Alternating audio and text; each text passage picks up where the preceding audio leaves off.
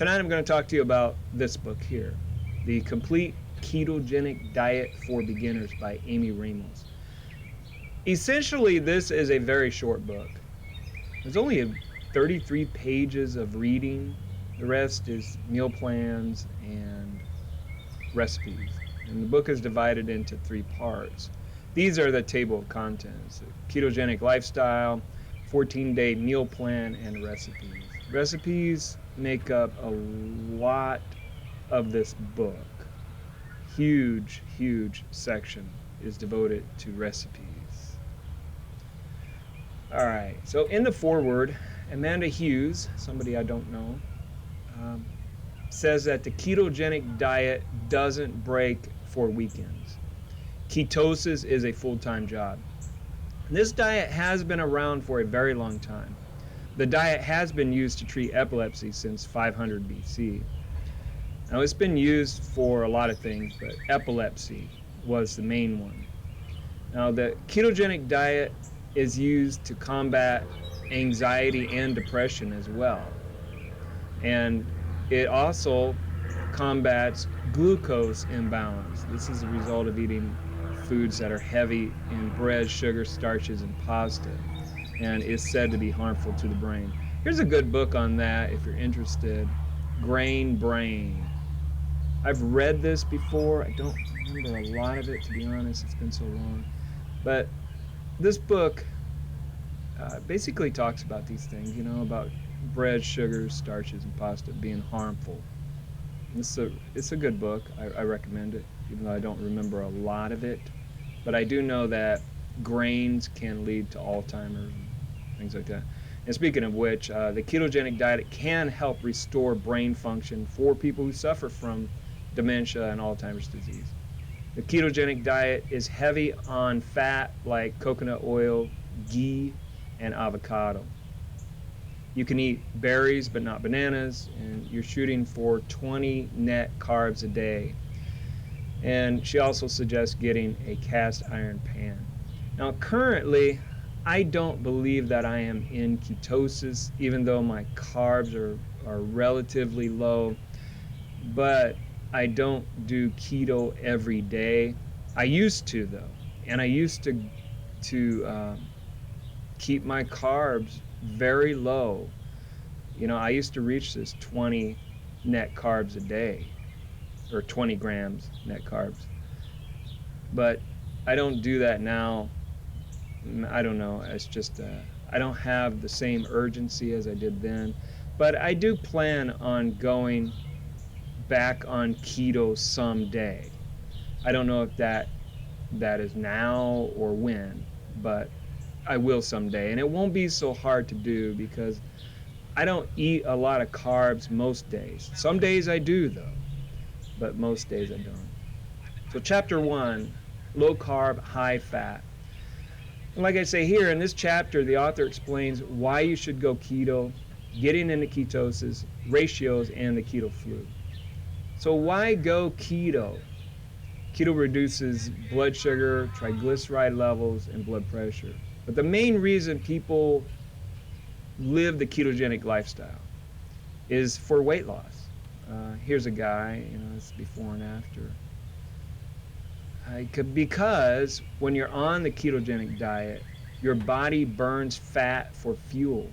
Now, when you eat a lot of carbs, your body burns glucose for fuel. But glucose is not as clean as fat is for burning fat. The author says, a low-carb, high-fat diet puts your body in a metabolic state called ketosis.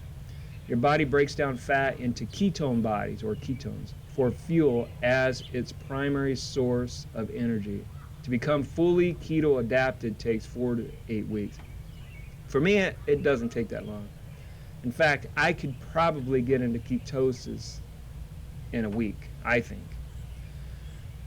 So these are the benefits of being keto-adapted. You're satiated for longer. You don't crave a lot of sugars or anything. Like right here, less cravings. Your blood sugar is balanced. Your energy levels are stabilized, and it helps reduce, diabetes, obesity, migraines. and more. Also, it increases the sex drive quite a bit. At least it did for me. And you can test for ketosis with ketone urine strips, a blood ketone meter, or by smelling your own breath for keto breath. And I think this is the best test.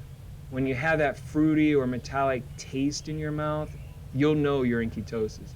But these are the keto strips on the left, and on the right is the monitor. And I found this on the internet somewhere, the acetone breath. You have changes in urine. At first, you will probably urinate quite a bit because you're getting rid of water weight and stuff like that. She mentions type 1 diabetes.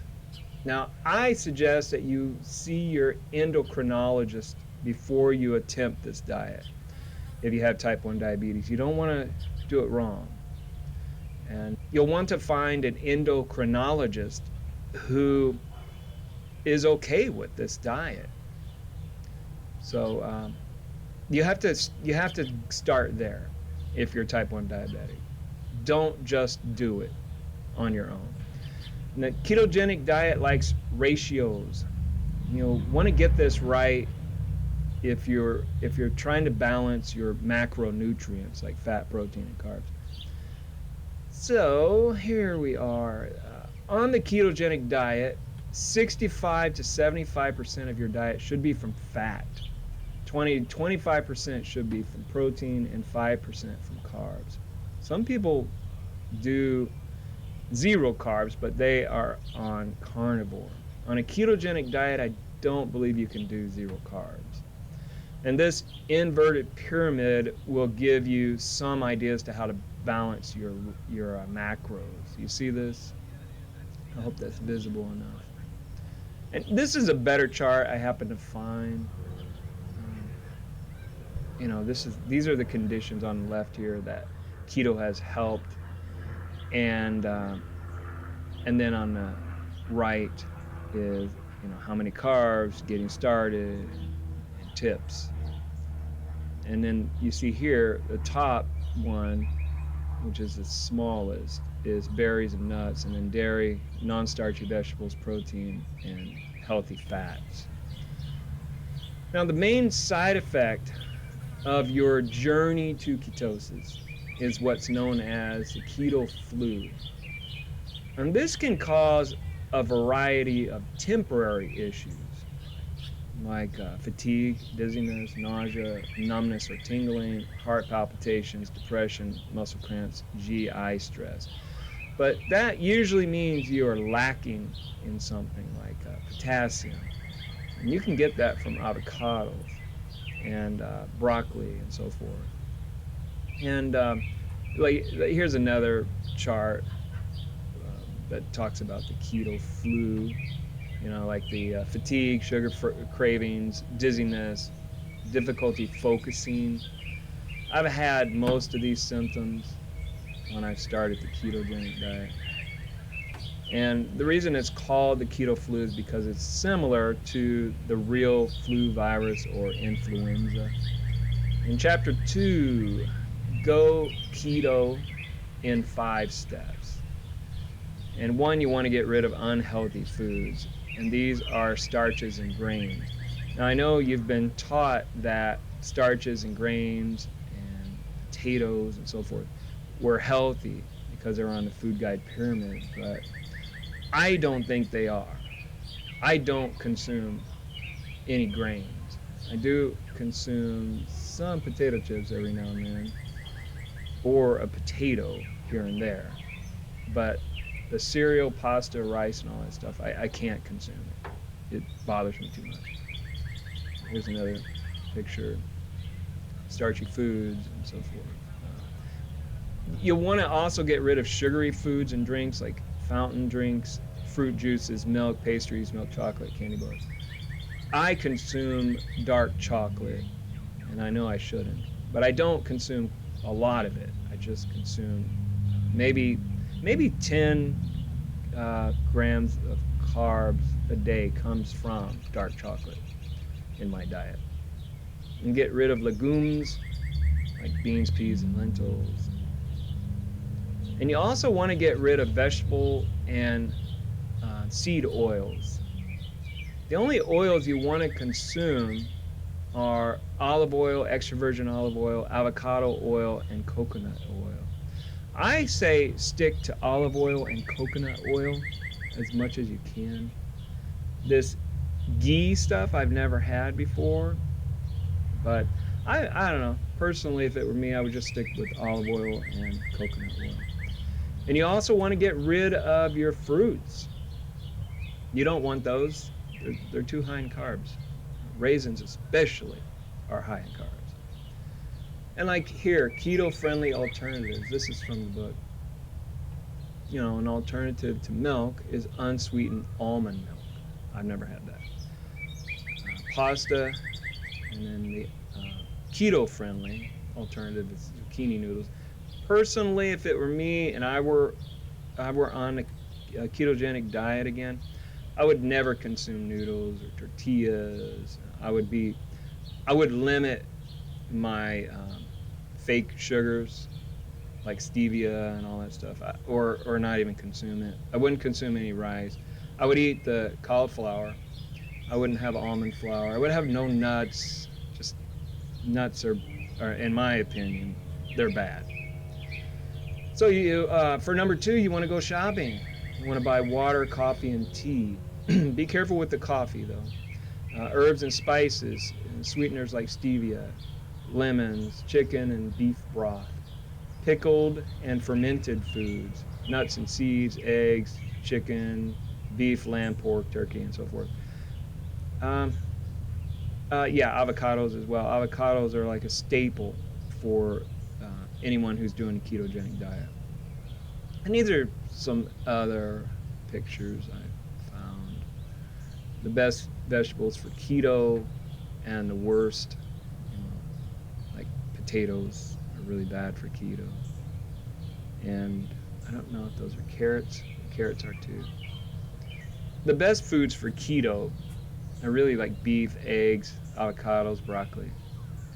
3, set up your own kitchen, or set up your kitchen. The author recommends getting a food scale. I don't think that's necessary. Food processor, I don't think that's necessary. Cast iron pans, yeah, that's a good idea there.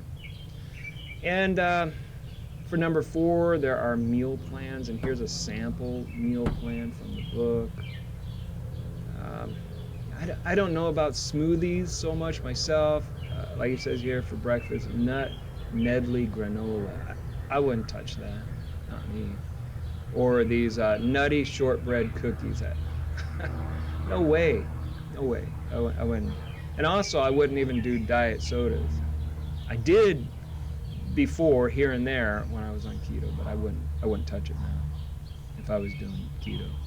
I would go very strict because it's the only way to go.